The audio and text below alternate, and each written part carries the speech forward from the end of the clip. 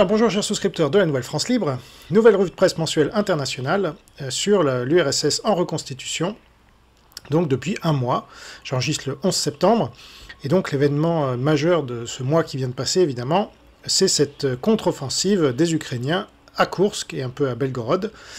Et vous voyez ici une caricature où Poutine dit que tout est sous contrôle, c'était un peu le discours d'ailleurs des pro-russes, comme Aberkan, qui a reçu Galacteros sur sa chaîne tout de suite pour minimiser et dire que ce n'était pas grand-chose, etc., alors que c'est la première fois depuis 1941 que l'URSS, donc, ou la Russie, se fait attaquer sur son sol.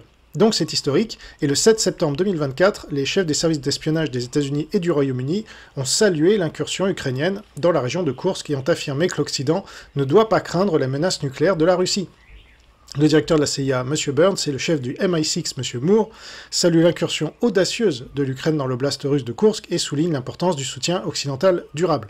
M. Burns a déclaré qu'il existait un risque réel que la Russie utilise des armes nucléaires tactiques à l'automne 2022, mais c'était du bluff, apprend-on, donc découvre-t-on, et pour ça il fallait effectivement faire cette incursion. Donc là, le château de cartes de Poutine est en train de s'effondrer.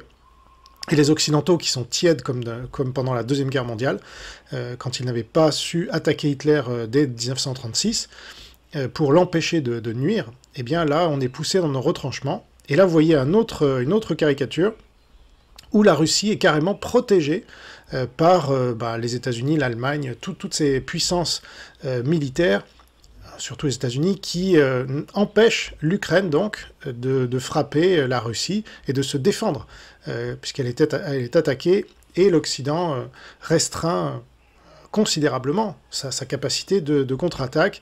Donc les Ukrainiens sont obligés de prendre des initiatives comme celle à Koursk, et pour l'instant, c'est une réussite.